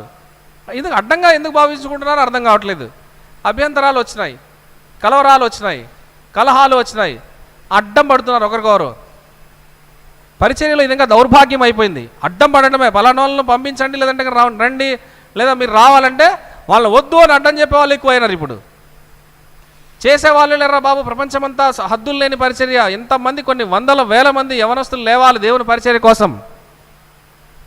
ఆ చార్లీ క్రిక్ గారు చెప్పినట్టు టర్నింగ్ పాయింట్ ఆఫ్ ఇండియా, భారతదేశాన్ని మార్చడానికి లేదా భారతదేశం మలుపు తిప్పడం కోసం ఈనాడు చాలామంది యవనస్తులు దేవుని యొక్క ప్రేమ చేత కడగబడిన వాళ్ళు, ఆ ప్రేమ చేతనే దేశాన్ని మార్చగలిగిన శక్తి కలిగిన వాళ్ళు కావాలి. అడ్డమడే వాళ్ళు ఎక్కువైనారు ఇప్పుడు. ఇది చాలా దౌర్భాగ్యకరమైనటువంటి పరిస్థితి. అందరూ ఉన్న ఫలంగా అందరూ దేవుని పని చేసినా ఇంకా మిగిలే ఉంటుంది. ఎవరు ఏ పని చేయగలుగుతారో చేస్తారో వారందరినీ అన్ని పనులు చేయడానికి ఉపయోగించడమే. అడ్డం ఆటంకం ఈ రెండు బాగా పుష్కలంగా తయారైనాయి. అడ్డం చెప్పడం, ఎవరన్నా ఏదైనా చెప్పారనుకోండి, ఇతను ఉంటే ప్రతిదానికి అడ్డం చెప్తాడండి. వీళ్ళు ఉన్నారనుకోండి, ప్రతిదానికి ఆటంకమేనండి బాబు, అసలు ఏంటో అర్థం కావట్లేదు వీళ్ళు. చూడండి, ఇది కొంతసేపు మన నోరు మౌనంగా ఉంచుకుంటే ఎంత బాగుంటుంది. అడ్డం ఆటంకం కలగజేసే వారి జాబితాలో నువ్వు ఉండద్దు. అప్పుడు నువ్వు క్షేమాన్ని కలిగిస్తావు. అప్పుడు నువ్వు అభివృద్ధి అవుతుంది సంఘం, నువ్వు కూడా అభివృద్ధి అవుతావు. అప్పుడు సమాధానం ఉంటుంది, నీకు కూడా సమాధానం వస్తుంది. ఏమండి, సమాధానము, క్షేమము, అభివృద్ధి ఊరికే వచ్చేవు. ఎక్కడ అడ్డం ఉండదో దేవుని పనికి, ఎక్కడ ఆటంకం ఉండదో దేవుని పనికి, అక్కడ అభివృద్ధి చెందుతుంది. కొన్నిసార్లు దేవుడే ఆటంకాలని సృష్టిస్తాడు, కొన్నిసార్లు దేవుడే అడ్డంకులను పెట్టచ్చు. అలాంటివి పెట్టినప్పుడు మన విశ్వాస పరిమాణ స్థాయి పెరగడం కోసం పెడతాడని గమనించి ఇంకొంచెం రోషంగా ముందుకు వెళ్ళిపోవాలి. అది వేరే సంగతి. ఏమండి, తర్వాత చూద్దాం 14వ అధ్యాయం 21వ వచనం. మాంసము తినుట గాని ద్రాక్ష రసము త్రాగుట గాని నీ సహోదరునికి అడ్డము కలుగు చేయనది ఏదైనా గాని మానివేయుట మంచిది. మానివేయుట మంచిది. ఏది అడ్డం కలుగు చేయని, ఇదివరకు కలుగజేసావు, ఇప్పటిదాకా చాలు, ఇంకా మానేయడం మంచిది. నా వల్ల అడ్డంకులు వచ్చినాయన్న ఇంతకాలం సంఘంలో లేదా మా కుటుంబంలో లేదంటే కన్నా ఎక్కడన్నా కానీ నీ గ్రూప్లో నా వల్ల ఇంతవరకు అడ్డంకులు వచ్చినాయి లేదా ఆటంకం కలిగింది, ఇంక నేను మానేస్తా.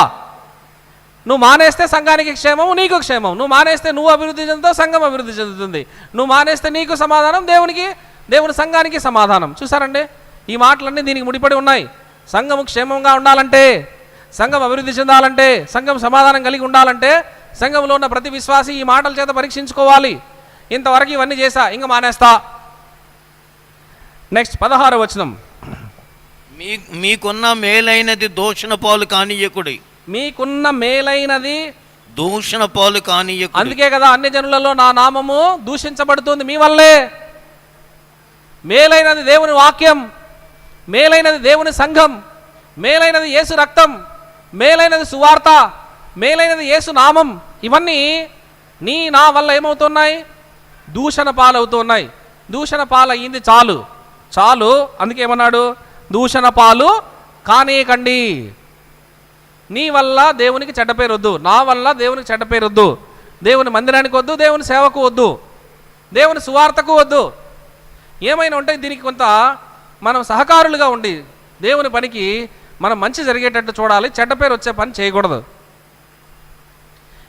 ఇంకా కొన్ని సంవత్సరాల పాటు మన సంఘాలన్నింటిలో మనం కొన్ని రాత్రులు కన్నీళ్లు విరిచి ప్రార్థన చేసి మళ్ళీ ఆత్మీయంగా బలపరచబడి దేవుని మహిమను తిరిగి తెప్పించుకుంటే అప్పటికి కానీ ఇప్పటికి వచ్చిన దూషణ పాలైన మాటలు పోవు.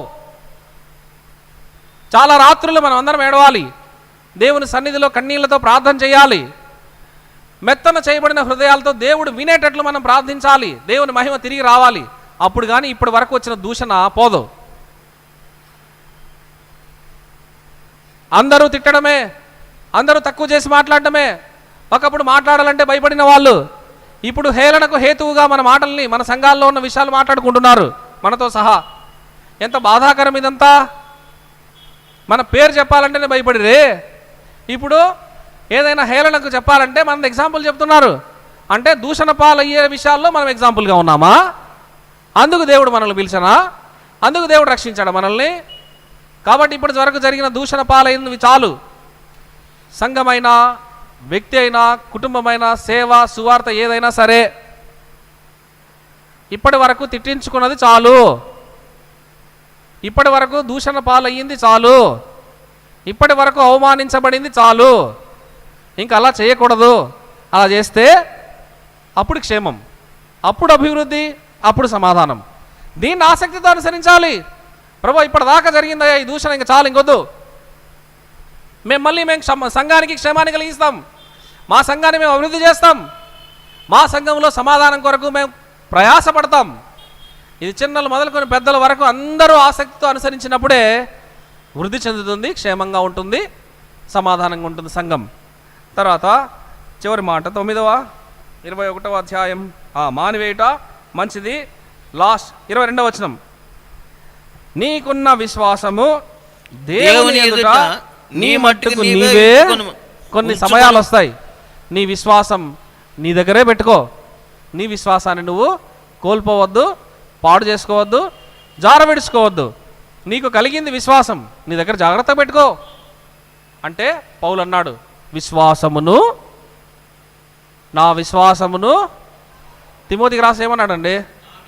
నా విశ్వాసమును కాపాడుకుంటేనంటే నా దగ్గర జాగ్రత్త పెట్టుకున్నా. అరే నీకు 500 డబ్బులు ఇచ్చిన పిల్లోడికి ఏం చేశారంటే ఎక్కడో పోయింది డాడీ అన్నాడు అనుకోండి, రే ఎంత జాగ్రత్త పెట్టుకోమని ఇచ్చాను నీకు, పోగొట్టావని. లేదా నీకు పలానా వస్తువు ఇచ్చాను అమ్మాయి, ఎక్కడ పెట్టావమ్మా అంటే ఎక్కడో పోయింది మమ్మీ, అసలు గుర్తులేదు, ఎక్కడ పోగొట్టినా అంటే పేట మంచి అమ్మాయి కొడుతుంది. నువ్వు పోగొట్టేదానికి ఇచ్చానా? దేవుడు నీకు విశ్వాసం ఇచ్చాడు, నీ దగ్గరే పెట్టుకో. ఆయన వచ్చేదాకా నీ దగ్గర పెట్టుకో. నీ విశ్వాసం అంటే నీ విశ్వాసాన్ని కాపాడుకోవాలి. నా సంఘానికి వచ్చేది, దేవుని మందిరానికి వచ్చేది బిడ్డలందరూ ఎందుకంటే దేవుడు వారికి ఇచ్చిన విశ్వాసాన్ని కాపాడుకోవడం కోసం.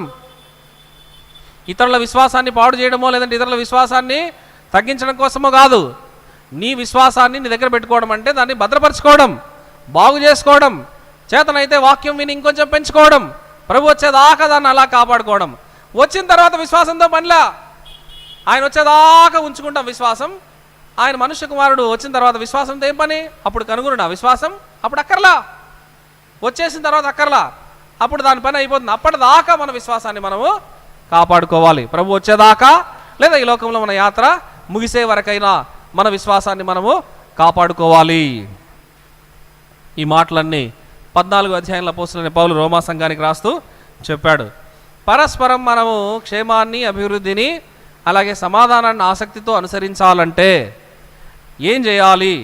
బలహీనులైన వాళ్ళను చేర్చుకోవాలి, వాదాలు పెట్టుకోకూడదు. 14 అధ్యాయంలో మనం చదువుకుంటూ వచ్చింది 13వ వచనంలో తీర్పు తీర్చకూడదు, అలాగే ఆటంకాన్ని, అడ్డమును కలగచేయకూడదు. తర్వాత 21లో చదివింది అడ్డం కలగజేసేది మానేస్తే మంచిది. తర్వాత మేలైనది దూషణ పాలు కాకుండా చూసుకోవాలి. ఆ తర్వాత మనకు కలిగిన విశ్వాసాన్ని మనమే కాపాడుకోవాలి, జాగ్రత్త చేసుకోవాలి. ఇలా చేసినప్పుడు మనము సమాధానాన్ని, పరస్పర క్షేమాన్ని, పరస్పర అభివృద్ధిని ఆసక్తితో అనుసరించగలము. లేదా ఇక్కడ రాయబడిన మాటలకు వ్యతిరేకంగా మన జీవితం ఉంటే మనము క్షేమంగా ఉండం, సంఘానికి క్షేమాన్ని కలిగించం. మనలో సమాధానం ఉండదు, సంఘంలో కూడా సమాధానం పోతుంది. మనం అభివృద్ధి చెందము, వేరే వాళ్ళను కూడా అభివృద్ధి చెందనీయము, శాపాన్ని తెచ్చుకుంటాం. ఇది మనకంత మంచిది కాదు. ఇది రెండవది. మూడవది చెప్పి ముగిస్తా, సమయం అయిపోతుంది కదండి. మొదటిది ఏం చదువుకున్నాం? క్రీస్తును ధరించుకోవాలి. 13వ అధ్యాయంలో కొన్ని మాటలు చూసాం. 14వ అధ్యాయంకి వస్తే సమాధానము, క్షేమము, అభివృద్ధిని ఆసక్తితో అనుసరించాలంటే ఏం చేయాలో చూసాం. ఇప్పుడు మూడవది 15వ అధ్యాయం 7వ వచనం, ఈ చదువు ముగిస్తాం. కాబట్టి క్రీస్తు మిమ్మును చేర్చుకున్న ప్రకారం దేవునికి మహిమ కలుగునట్లు మీరును ఒకరినొకడు చేర్చుకొనుడి. మీరును ఒకరినొకడు ఏం చేయాలి? చేర్చుకోవాలి. చేర్చుకుంటే ఏమొస్తుంది? దేవునికి మహిమ. 15వ అధ్యాయాన్ని దేవునికి మహిమ అని మనం టైటిల్ పెట్టుకుంటే ఏం చేస్తే దేవునికి మహిమ వస్తుంది? ఆయన రక్తము శరీరంలో పాలు పొందడానికి వచ్చాం. ఏం చేసినా ఆయనకు మహిమ కలిగేటట్లు చేయండి. మీరు నీళ్లు తాగినా, అన్నం తిన్నా, ఏం చేసినా, మీరు ఎక్కడికైనా వెళ్ళినా, ఏ చిన్నది చేసినా పెద్దది చేసినా దేవునికి ఏం రావాలి? మహిమ రావాలి. దేవునికి మహిమ వచ్చే విధంగా మన జీవితం ఉండాలి. ఈ అధ్యాయంలో రాయించిన మాటలు కొన్ని చదువుకొని ఇలా మనం చేస్తున్నామా లేదా, దేవునికి మహిమ వస్తుందా లేదా అనేది మనం ఆలోచిద్దాం. చూడండి, మొదటిది 15వ వచనం, 15వ అధ్యాయం 1వ వచనం. కాగా బలవంతులమైన మనము మనలను మనమే సంతోషపరచుకొనక బలహీనుల దౌర్బల్యములను భరించుటకు బద్ధులమై ఉన్నాము. తన పొరుగువానికి క్షేమాభివృద్ధి కలుగునట్లు మనలో ప్రతివాడును మేలైన దానియందు అతనిని సంతోషపరచవలెను. ఒక ముక్కలో చెప్పాలంటే బలహీనుల దౌర్బల్యాల్ని భరించడం, వాళ్ళని దేవుని వాక్యము, విశ్వాసం చేత సంతోషపరచడం. ఎవరిది బాధ్యత అంటే బలవంతులది. సంఘంలో బలవంతులు, బలహీనులు ఇద్దరు ఉంటారు. ఇది విశ్వాస విషయమే చూడాలి. మిగతా విషయాల్లో భేదాలు అనవసరం.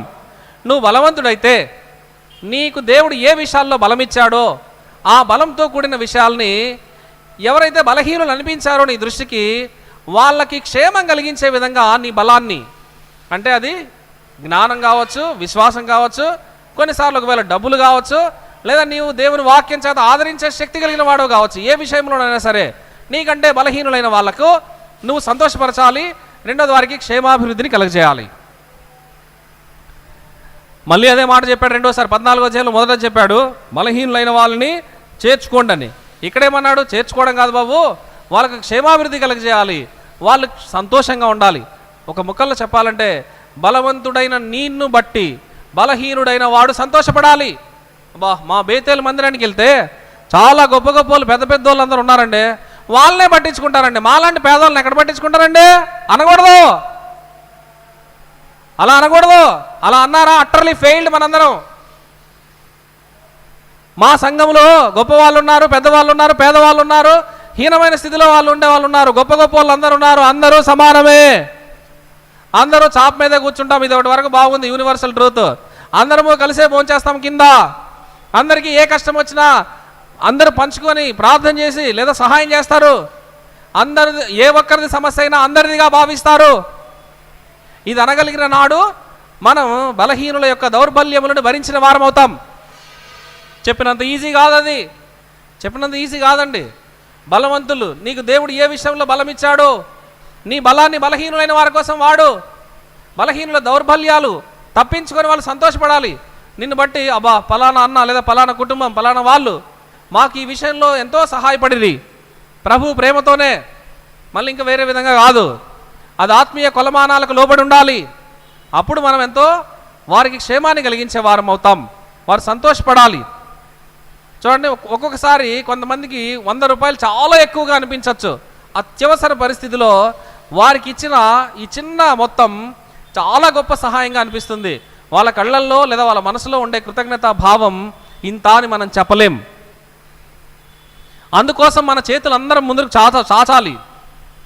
కొన్నిసార్లు బలహీనంగా ఉంటారు విశ్వాసంలో. ఎవరైనా నువ్వు ప్రార్థన చేసుకుని వాక్యం చదువుకున్నదే పలానోళ్ళతో నువ్వు పంచుకున్నావు అనుకో, అబ్బా ఈ వాక్యం ద్వారా నాకు ఎంతో ధైర్యం వచ్చిందన్నా, నేను పోయే పరిస్థితి వల్ల నేను చాలా కష్టపడతా ఉన్నా, ఈ మాట వల్ల దేవుడు నన్ను ఎంతో ఆదరించినాడు మీ ద్వారా.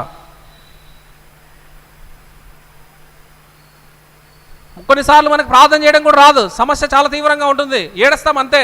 ఏడిపే ప్రార్థన కావచ్చు, కానీ అప్పుడు చాలా వివేకంతో ప్రార్థించే, నేను ఇలా ప్రార్థన చేశాను, దాని నుంచి దేవుడు నన్ను బయటపడేశాడని చెప్తే అనుభవంలో నుండి వెళ్ళిన వాళ్ళు మనకి ఎంత ధైర్యం వస్తుంది. ఎస్పెషల్లీ యవనస్తులు. ప్రీ మ్యారిటల్ కౌన్సిలింగ్ లేదు, పెళ్ళైన తర్వాత కౌన్సిలింగ్ లేదు. అందుకే వాళ్ళ కుటుంబాలు చాలా కష్టంగా నిలబడుతున్నాయని చెప్పడం కంటే చాలా తొందరగా విడిపోతున్నారు. ఎందుకు? ఇంత వాక్యం తెలిసి, ఇంత ప్రార్థన చేసి, ఇంత ఆత్మీయతలో ఎదిగిన వాళ్ళు మనం భుజాలు చరుచుకుంటున్నామే. ఒక కుటుంబాన్ని కట్టుకునేటటువంటి శక్తి సామర్థ్యాలు వాక్యం ద్వారా పొందలేదా? అంత జ్ఞానము, అంత బుద్ధి వివేకములు మనకు రాలేదా? చూడండి, అన్నీ తెలిసినాయి, అంతా వచ్చు, కానీ నిలబట్టంలా. ఎక్కడ లోపం? ఏం జరుగుతుంది? ఇప్పుడు వాళ్ళని చేసే కౌన్సిల్ 2 మాటలు చాలు. మీలో ఎంతమంది బైబిల్ స్టడీకి వస్తున్నారో నాకు తెలియదు, కానీ మాకు ప్రతి వారం దేవుని కృప ద్వారా ఆదాం అవ్వాల విషయం కొన్ని విషయాలు మేము నేర్చుకుంటూ వస్తున్నాం. దేవుడు నేర్పిస్తూ వస్తున్నాడు. కుటుంబాలని, లేదంటే కన్నా ఎవరు ఎలా ఉండాలి, ఏం చేయాలనే సంగతులన్నీ, వాళ్ళు ఎలా విస్తరించాలి, ఎలా ఫలించాలని. సో చాలా వాటిల్లో మనం తెలుసుకోలేక, గ్రహించలేక, అర్థం చేసుకోలేక కుటుంబాలని విడిపోయే, లేదంటే కన్నా చల్లాచెదరైపోయే పరిస్థితికి మనమే నెట్టేసుకుంటున్నాం. ఇంత తెలిసిన తర్వాత కూడా అది చాలా బాధపడాల్సినటువంటి విషయం. అందుకే వారికి బలహీనతలు ఉండొచ్చు, దౌర్బల్యాలు ఉంటాయి. అప్పుడు వెంటనే కౌన్సిల్ చేశారనుకోండి, మంచి కౌన్సిల్ 32వ కీర్తన 8వ వచనం ప్రకారం ఎవరైతే దేవుని ఆలోచన పొంది ఉంటారో వాళ్ళే కౌన్సిల్ చేయగలరు, ఎవరు పడితే వాళ్ళు చేయలేరు. నేను నీకు ఆలోచన చెప్పదని అన్నాడు దేవుడు, చెప్పింటాడు నీకు. దేవుని ఆలోచన మనుషులకు చెప్తే వాళ్ళ కుటుంబాలు స్థిరపడచ్చు, బాగుపడచ్చు. అందుకే స్థిరపరచుటకు శక్తిమంతుడని మనం చదువుకున్నాం ఆరాధనలో. ఆయన శక్తిమంతుడు ఎప్పుడు, ఆయన శక్తి తగ్గలేదండి. దేవుని శక్తి ఎప్పటికీ తగ్గదు. మన విశ్వాసమే, మన ఆసక్తే, మనకున్నవే అన్నీ కోల్పోతూ ఉంటాం, కానీ దేవుడు ఎప్పుడు అన్యాయస్తుడు కాదు. ఆయన బలం తగ్గదు. ఆయన బలవంతుడైన దేవుడు, శక్తివంతుడైన దేవుడు, అద్భుతమైన జ్ఞానం కలిగినటువంటి దేవుడు. ఆయనకున్న వాటికి ఏది ఎప్పటికీ కొదవ కాదు కూడా. కాబట్టి మనం బలహీనులైన వారి దౌర్బల్యాలను భరించి క్షేమాన్ని కలుగజేసి వారిని సంతోషపెట్టాలి. ఇది ఎవరి బాధ్యత అంటే మందిరంలో బలవంతుల బాధ్యత. నువ్వు ఏ విషయంలో బలవంతుడివో నీకు తెలుసు. కొంతమంది బలవంతులు కాకపోయినా నేను బలవంతుడు నేను అనుకుంటూ ఉంటారు. పాపం వాళ్ళని చూసి మనం ఏం చేయలేం, వాళ్ళ గురించి ఏమి మాట్లాడలేం కూడా. మేకపోతే గాంభీర్యాలు అక్కర్లేదు దేవుని దగ్గర.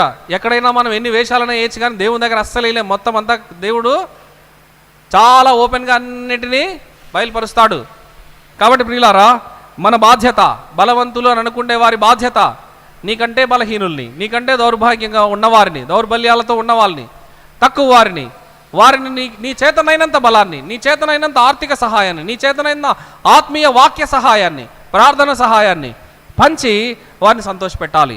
ఇది మన బాధ్యత. అప్పుడు సంఘంలో, అప్పుడు చూడండి, మీరు బాధపడుతుంటే మిమ్మల్ని ప్రేమతో మాట్లాడే వాళ్ళు ఉంటే మీరు సంఘంలో చేర్చబడతారు, కానీ వెళ్ళిపోరు మీరు. అక్కడికి పోతే ఎవరు పట్టించుకునే వాళ్ళు లేరండి అనే మాట రాదు. అందరము ఒక రక్తంలో కడగబడిన ఒక తండ్రి పిల్లలం కదా, ప్రేమగా పలకరించుకుంటే నెక్స్ట్ అబ్బా వీళ్ళు ఇంత బాగా పలకరిస్తారని చెప్పి అట్లా వచ్చి స్థిరపడిపోయిన వాళ్ళు చాలామంది, వచ్చి వెళ్ళిపోయిన వాళ్ళు కూడా చాలామంది. వచ్చి వెళ్ళిపోతే ఉన్న నీది బాధ్యత, వచ్చి స్థిరపడినా నీదే ఘనత, వచ్చి స్థిరపడినా నీదే ఘనత, వచ్చి వెళ్ళిపోయినా నీదే బాధ్యత. ఏ విషయము నువ్వే ఆలోచించుకోవాలి. నువ్వు ప్రేమగా పలకరిస్తే అన్న ఇక్కడికి వస్తాం, వచ్చేయండి ఇక్కడే ఉండండి. అది నీ దగ్గర లేదనుకోండి, వెళ్ళిపోతారంతే, ఎవరేం చేయలేరు. వెళ్ళిపోయినందుకు నీది బాధ్యత, నువ్వే లెక్క చెప్పాలి, మన లెక్క చెప్పాలి. దేవునికి మహిమ కలగాలంటే చేర్చుకోవాలి, ఒకరినొకడు చేర్చుకునే ప్రకారం మీరు కూడా ఒకరినొకరు చేర్చుకోండి, అప్పుడు దేవునికి మహిమ వస్తుంది. మహిమ రావాలంటే బలహీనంగా ఉండే వాళ్ళ బలహీనతల్ని బలవంతులు భరించాలి, వారిని సంతోషపెట్టాలి, అప్పుడు వస్తారు, దేవునికి మహిమ కలిగే విధంగా వారు వస్తారు. రెండవది మనం చదువుదాం, 14వ వచనం అయిపోయింది. ఇది ఒకటి చెప్పి ముగిస్తాం, తొందరగా చూడండి. మీరు నా సహోదరులారా, మీరు కేవలం మంచివారును సమస్త జ్ఞాన సంపూర్ణులను ఒకరికొకరు బుద్ధి చెప్ప సమర్థులునై ఉన్నారని నా మట్టుకు నేనును మిమ్మును గూర్చి. చివరికి వాళ్ళ గురించి అద్భుతమైన సాక్ష్యం చెప్తున్నాడు రోమా సంఘం యొక్క వాళ్ళ ప్రజల సాక్ష్యం ఏంటంటే వాళ్ళు 3 విషయాలు చాలా గొప్పవారు. వారు ఎవరు? వారు ఏంటంటే వారు మంచివారు. రోమీలందరూ మంచివాళ్ళుగా తయారైనారు. రోమాలో ఉన్నటువంటి సంఘ విశ్వాసులు అల్టిమేట్గా వారి గురించి చెప్తున్న మాట, మీరు మంచివారు. నెక్స్ట్, సమస్త జ్ఞాన సంపూర్ణులు, సమస్త జ్ఞానాన్ని సంపాదించుకొని సంపూర్ణులుగా పిలువబడిన వారు. నెక్స్ట్, ఒకరికి ఒకరు బుద్ధి చెప్ప సమర్థులు. సంఘంలో ఇలాంటి వాళ్ళు తయారు కావాలి, సంఘంలో మంచివారు కావాలి, సంఘంలో సమస్త జ్ఞాన సంపూర్ణులు కావాలి, సంఘంలో ఉండే వాళ్ళు ఒకరికొకరు బుద్ధి చెప్పేవాళ్ళు కావాలి. ఒకరికి బుద్ధి చెప్తే ఇంకొకరు వెళ్ళిపోయేవాళ్ళు కాదు, వెళ్ళిపోకుండా బుద్ధి చెప్పగలిగే సామర్థ్యం ఉన్న వాళ్ళు తయారు కావాలండి సంఘంలో, అప్పుడే సంఘం నిలబడుతుంది. ఇక్కడ వెటకారాలు కానీ లేదంటే నువ్వా నాకు చెప్పేదనే తిరుగుబాట్లు కానీ ఇలాంటివి ఉండకూడదు. అలాంటిది ఉంటే సంఘం బాగుపడదు. బాగుపడుతుందని దేవుడు ఎక్కడ చెప్పలేదు. ఒకరికొకరు బుద్ధి చెప్పాలి. అన్నా నువ్వు నాకు బుద్ధి చెప్పు, నేను నీకు బుద్ధి చెప్పాలి, మనం ఒకరికొకరు బుద్ధి చెప్పుకొని ఎదగాలి, అంతే. ఇక్కడ జ్ఞానం ఉంది, ఇక్కడ అభివృద్ధి ఉంటుంది, ఇక్కడ సంతోషం సమాధానాలు ఉంటాయి. లేదనుకోండి, మీరా నాకు చెప్పేదనే మాట ఎప్పుడైతే వస్తుందో అప్పుడు ఎవరికెవరు క్షమాన్ని కలిగించరు. వాళ్ళు ఎంత మంచివాళ్ళండి, రోమీలు ఎంత మంచివారు, మీరు మంచివారు, జ్ఞాన సంపూర్ణులు, మీరు ఇతరులకు ఒకరికొకరు బుద్ధి చెప్పే సమర్థులు. మనకు ఒక ట్యాగ్ లైన్ వేయించుకోవాలనుకోండి, ఏం ట్యాగ్ లైన్ వస్తుంది దీంట్లో? మంచివారు కొంతమందే ఉంటారు, జ్ఞాన సంపూర్ణులు ఉండకపోవచ్చు, ఒకరికొకరు బుద్ధి చెప్పువారు అసలు ఏమో ఆలోచించాలి, ఉంటారా ఉండరా తెలీదు. రోమా సంఘంలో ఉన్న ప్రజలు వాళ్ళు ఇలా తయారయ్యారు. దేవునికి మహిమ రావాలంటే మనం మంచోళ్ళుగా ఉండాలి. క్రైస్తవులు అందరూ మంచోళ్ళే కాదు, కొంతమందే మంచోళ్ళు ఉండొచ్చు, అసలు మంచోళ్ళు లేకుండా కూడా పోవచ్చు, చెప్పలేం. సంఘంలో మంచివారు కావాలి, సంఘంలో జ్ఞానము సంపూర్ణంగా సంపాదించిన వాళ్ళు కావాలి, సంఘంలో ఒకరికొకరు బుద్ధి చెప్పేవాళ్ళు కావాలి. ఇలాంటి వాళ్ళు ఉంటే సంఘము వృద్ధి చెందుతుంది, ప్రజలు చేర్చబడతారు, ఫలితంగా దేవునికి మహిమ వస్తుంది. అల్టిమేట్గా మనందరం దేవునికి మహిమే. నాకు మీరు బుద్ధి చెప్పినా దేవునికి మహిమ రావాలి, మీకు నేను బుద్ధి చెప్పినా దేవునికి మహిమ రావాలి, అంతే. మీ మంచితనం దేవునికి పేరు తేవాలి. అబ్బా యేసుప్రభు అంటే ఈయన నేను అన్నారనుకోండి, మహిమ నీకు కాదు, యేసుప్రభుకి. యేసుప్రభు లాగా ఎంత సహనం అండి బాబు, ఈమెకి సహనం ఎంత, ఎన్ని మాటలన్నా ఎంతన్నా అసలు నోరు తెరవదండి ఈవిడ అంటే ఎంత సహనం నీకు, నువ్వు కాదు గొప్ప, సహనానికి ఆరిజిన్ అయిన యేసుప్రభు గొప్ప. మిమ్మల్ని ఎంత అవమానించినా భరించిన యేసుప్రభు గొప్ప. మహిమ అల్టిమేట్గా దేవునికి వెళ్ళిపోతుంది. నువ్వు మంచోడైతే దేవునికే మహిమ, నీ జ్ఞానం వస్తే దేవునికే మహిమ, నువ్వు ఒకరికి బుద్ధి చెప్పేవాడుగా సమర్థుడిగా తయారైతే దేవునికే మహిమ. సంఘంలో ఇలాంటి వాళ్ళందరూ తయారు కావాలి. ముందు 14వ అధ్యాయంలో చెప్పిన వాళ్ళందరూ వద్దు. వివాదాలు పెట్టేవాళ్ళు, కలహించేవాళ్ళు, తీర్పులు తీర్చేవాళ్ళు, అడ్డం పడేవాళ్ళు, ఆటంకం చెప్పాడు కదండి 2. ఇప్పుడు అంటున్నారు మీరందరూ మంచోళ్ళు అవ్వండి, మీరందరూ జ్ఞాన సంపూర్ణులు అవ్వండి, మీరందరూ ఒకరికొకరు బుద్ధి చెప్పే సామర్థ్యం కలిగిన వాళ్ళుగా తయారు కండి. అప్పుడేమవుతుంది? సంఘం అభివృద్ధి చెందుతుంది. అప్పుడు ఇదంతా అభివృద్ధి చెందింది అనుకోండి, దేవునికి అల్టిమేట్గా మహిమ. అందరు చేర్చబడతారు. చేర్చుకుంటూ వస్తే సంఘం పెద్దగా అవుతుంది. అప్పుడు దేవుడు మహిమపరచబడతాడు. సంఘం ఆరాధించినా, సంఘం ప్రార్థించినా, సంఘం సువార్త ప్రకటించినా సంఘం విస్తరిస్తూనే పోతుంది. దేవునికి మహిమ ఎప్పుడు వస్తూనే ఉంటుంది. అది రావాలి. తర్వాత ఇది 3వది. 4వ వాక్యం 26వ వచనంలో, ఏలయనగా యెరూషలేములో ఉన్న పరిశుద్ధులలో బీదలైన వారి నిమిత్తం మాసిదోనియా వారు, అకయా వారు కొంత సొమ్ము చందా వేయ నిష్టపడిరి. ఆ సంఘం రోమా సంఘంలో ఉండేవాళ్ళు యెరూషలేములో ఉండే పేదల కోసం మాసిదోనియా వారు అకయ్య వారు కొంత చందా అంటే కొంత డబ్బులు కాంట్రిబ్యూషన్ చేశారు వాళ్ళు.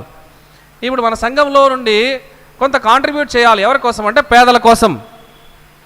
తిరుపతి సియోను సంఘంలో నా పెళ్ళైన కొత్తలో నేను చూసింది, సంఘానికి వచ్చే వాళ్ళైనా బయట వెలుపటి వారైనా తెలిసిన వాళ్ళకి వాళ్ళు ఎవరైతే విధవరాన్లు ఉంటారో ప్రతి నెల 2,500 రూపాయలని వాళ్ళు ఉచితంగా ప్రతి నెల పంపిస్తారు. మరి ఇప్పుడు పంపిస్తున్నారో లేదో నాకు తెలీదు. దాదాపు 15-20 మందికి ప్రతి నెల మొదటి వారంలోనే 2,500 పంపించేవాళ్ళు. చాలా మంచి యాక్టివిటీ అన్నమాట. చందానే ఇష్టపడ్డారు, ఎందుకంటే కొంత వాళ్ళు చాలా అవసరంలో ఉన్నారు.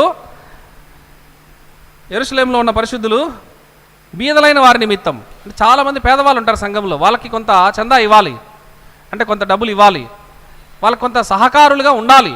అది తప్పనిసరిగా చేయాలి. మూటలు కట్టుకోకూడదు మనం, దానివల్ల ప్రయోజనం లేదు. సున్నా వచ్చింది అవసరంలో ఉన్న పేదలకి సహాయం చేసేయాలి. దేవుడే చెప్పాడు. అలా చేస్తే వారి విశ్వాసం పెరుగుతుంది, వారికి ఉన్న ఏమంటారు సమస్యలన్నీ తొలగిపోతాయి. ఎవరైతే సహాయపడినారో వాళ్ళ పట్ల కృతజ్ఞత పెరుగుతుంది. దేవుడు సహాయం చేసినాడనే నమ్మకం విశ్వాసం అధికమై సంఘం ఎక్కువగా స్థిరంగా ఉంటుంది. మిమ్మల్ని స్థిరపరచుట కంటే అదే, ఆర్థికంగా కూడా స్థిరపడాలి. దేవుడు పేదవారిగానే ఉండమని లేదు. దేశంలో బీదలు ఉన్నవారు ఉండక మానరు, అయితే ఉన్నవారు లేని వారికి సహాయం చేస్తారా లేదా అనే దానికోసం బీదలను ఉంచుతానని చెప్పాడు ఇశ్రాయేలీలకి. మనకు కూడా అంతే, కొంత పేద స్థితి ఉంటుంది, ఉన్నప్పుడు దానికి కొంత సహాయం చేయాలి కదండి. అండ్ లాస్ట్ 27వ వచనం, సహాయం చేయబద్దులై ఉన్నారు. 32వ వచనం, యెరూషలేములో చేయవలసి ఉన్న ఈ పరిచర్య పరిశుద్ధులకు ప్రీతికరమగునట్లు, ప్రీతికరమైన పరిచర్య చెయ్యాలి, అప్పుడు దేవునికి మహిమ వస్తుంది. పరిచర్య ఇష్టం వచ్చినట్లు చేసేది కాదండి, మనకు నచ్చినట్లు చేసేది కాదు, మనకు నచ్చిన వాళ్ళ చేత చేయించేది అంతకంటే కాదు. దేవునికి ప్రీతికరమైన పరిచర్య చేస్తే దేవునికి మహిమ వస్తుంది. అది చేసినప్పుడే దేవునికి మహిమ. తర్వాత లాస్ట్, మీతో కలిసి విశ్రాంతి పొందినట్లును 32వ వచనంలో చివరిలో ఉంటుందండి, మీరు నా కొరకు దేవునికి చేయు ప్రార్థనల యందు నాతో కలిసి పోరాడవలెనని. నాతో కలిసి పోరాడవలెను, ప్రార్థనలలో నాతో కలిసి పోరాడాలి. ప్రార్థనలో పోరాటం అంటే పోరాటంతో కూడిన ప్రార్థనా అనుభవం ద్వారా సంఘం వెళ్ళాలి, అప్పుడు దేవునికి మహిమ వస్తుంది. అక్కడ నార్త్ ఈస్ట్ స్టేట్స్లో ఉన్నాయి ఇప్పటికీ సమస్యలు, మొన్నటి దాకా జరిగిన మనందరికీ తెలుసు. అలాంటి కంప్రెషన్లో సంఘం వెళ్ళాలి, అప్పుడు ప్రార్థనలో పోరాటం వస్తుంది. దేవునితో పోరాడి విజయం మనం పొందుతాం. ఇప్పుడు మనకు చల్లగా ఉంది కాబట్టి మనకు అంత పోరాటంతో కూడిన ప్రార్థన రమ్మంటే రాదు. నేను ఎప్పుడు చెప్తాంట, మీరు ఎప్పుడైనా గమ్మున ఊరికే కూర్చొని ఏడ్చారా? ఏడిపించే పరిస్థితులు ఏర్పడితే తప్ప ఏడిపేందుకు వస్తుంది మనకు? ఇప్పుడు ఊరికే కూర్చొని ప్రభువా అని ఏడవమంటే మనం ఏడవం. దెబ్బలు గాయాలు తగిలాయి అనుకోండి, వద్దన్నా ఏడుపు వచ్చేస్తుంది. అలాగే పౌలు అంటున్నాడు, పోరాడదాం, ప్రార్థనలో పోరాడాలి. మీరు ఇంటికి వెళ్ళిన తర్వాత చదవండి. తర్వాత ఇంకా క్రీస్తు నామము ఎరగని చోట్లు చాలా ఉన్నాయి మన దేశంలో, ప్రపంచ దేశాల్లో. దాని విషయమైన భారం 21వ వచనంలో ఉంటుంది. నేనైతే క్రీస్తు నామం ఎరుగని చోట్లను సువార్త ప్రకటింపవలెనని మిక్కిలి ఆశ గలవాడనై ఉండి అలాగూ ప్రకటించుచున్నాను. చాలు. ప్రకటించబడని చోట్లలో సువార్త ప్రకటించబడాలనే విషయమై మిక్కిలి ఆశ, చాలా మిక్కిలి ఆశ ఉండాలి సువార్త విషయం.